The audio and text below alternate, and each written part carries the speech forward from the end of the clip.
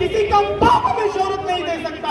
इसलिए मेरे प्यारों, शोहरत के लिए स्टेजों पे चढ़ना, और ये उलमा इकराम नीचे बैठे, उलमा इकराम नीचे बैठे, दूसरे आगे कुर्सियों पे बैठे, जिनके नाम है वो स्टेज के ऊपर आके बैठ गए। क्या ये हमारा धर्म सिखाता है?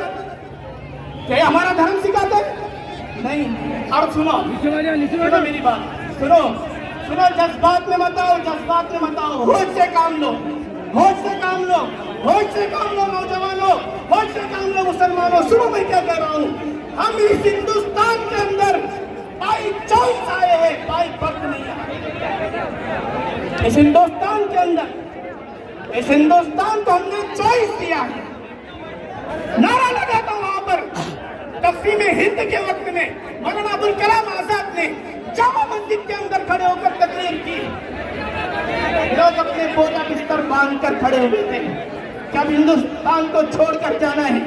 मौलाना अबुल कलाम आजाद ने मिंबर पे ऊपर खड़े होकर तकरीर की। सुनो सुनो, उलमा को गालियां देने वालों सुनो, ये उलमा ने तुमको हिंदुस्तान में रहने का हक दिया है। सुनो सुनो, मौलाना अबुल कलाम आजाद रहमतुल्लाह अलैह जामा मस्जिद दिल्ली के मिंबर पर चले, तुम यार और वहां से मौलाना अबुल कलाम आजाद ने जो तकरीर की, मैं उसके जुमले कहता हूँ, सुनो मेरे नौजवानों, और मौलाना अबुल कलाम आजाद की जियादों सुनो। क्या कहा था मौलाना अबुल कलाम आजाद ने कि मुसलमानों, तुम उस हिंदुस्तान को छोड़ के जा रहे हो जिस हिंदुस्तान में तुम्हारे पुरखों ने ताजमहल दिया, जिस हिंदुस्तान के अंदर जामा मस्जिद दी है, जिस हिंदुस्तान के अंदर हजारों मस्जिदें दी। सन 15 हिजरी के अंदर हजरत उमर फारूक रज़ियल्लाहु तआला अन्हु के दौर में हिंदुस्तान के अंदर इस्लाम का दूसरा वक्त आया। अल्लाह के नबी सल्लल्लाहु अलैहि वसल्लम के दौर में, अल्लाह के नबी सल्लल्लाहु अलैहि वसल्लम के दौर में शक्के कमर का मौजिज़ा पेश आया। आका ने चांद से खेल के बताया, आका ने चांद से खेल के बताया, और शक्के कमर हुआ, चांद 2 टुकड़े हो गया। आज भी साइंस कहती है चांद के अंदर दरार पड़ी हुई है, वो मेरे आका का खुला हुआ मौजिज़ा, वो मेरे आका का खुला हुआ मौजिज़ा। तो वो जो बादशाह था उस वक्त का, तो उस बादशाह ने जब देखा कि चांद 2 टुकड़े हुआ, उसने इसकी तहकीक की, और जब तहकीक किया तो पता चला कि मक्का के अंदर मोहम्मद नामी कोई शख्स है जिसने नबूवत का दावा किया है, ये उसी का जलवा है। वो बादशाह हिंदुस्तान से कलीमा पढ़कर निकला, बोलो सुभान अल्लाह। अरे तुम कहते हो कि इस्लाम तलवार की जोरों पर फैला है, तो बताओ हिंदुस्तान के अंदर कौन आया था बादशाह को के ऊपर दावत देने के लिए? अरे उसने चांद को देखा, उसे पता चला कि भाई, अरे बोलो कि मोहम्मद नामी कोई शख्स है, तो हमारे मोहम्मद तो वो है, हमारे मोहम्मद तो वो है कि जिनको मौजिज़ों को देखकर, जिनके मौजिज़ों को देखकर कुफ्फार ईमान में दाखिल हो जाते थे। और आज ये जिनको पेशाब के तरीके नहीं मालूम, ये खड़े होकर पेशाब करने वाले हिजड़े, क्या नबी की तालियां मत बजाओ। तालियां ट्रेनों में बजते हैं, मुसलमान तालियां नहीं बजाते। तालियां ट्रेनों में बजते हैं, मुसलमान तालियां नहीं बजाते। मैं कह रहा हूँ जज्बात में आने की जरूरत नहीं है, जज्बात में आने की जरूरत नहीं है। हमने हिंदुस्तान को खून से सींचा है, पानी से नहीं।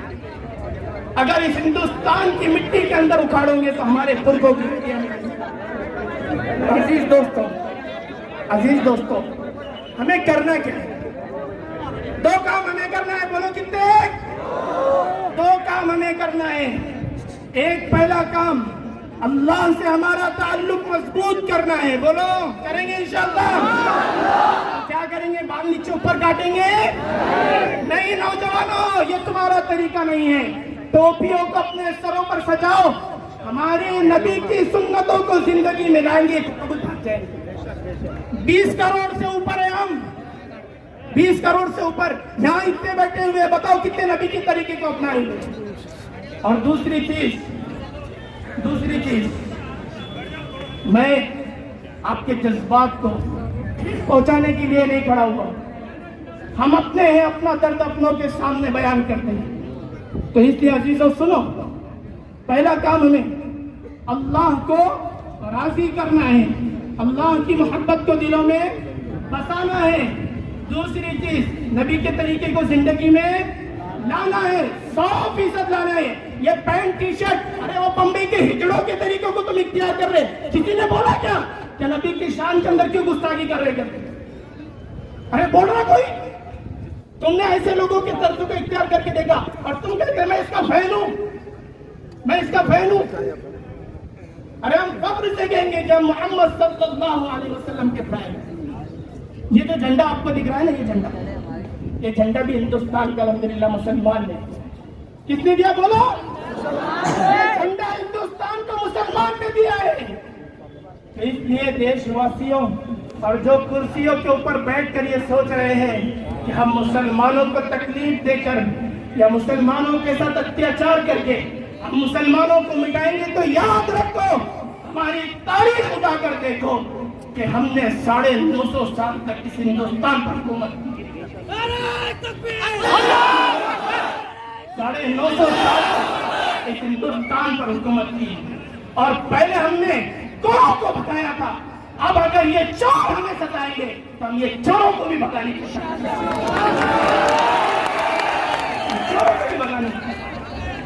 अजीज दोस्तों, और दूसरा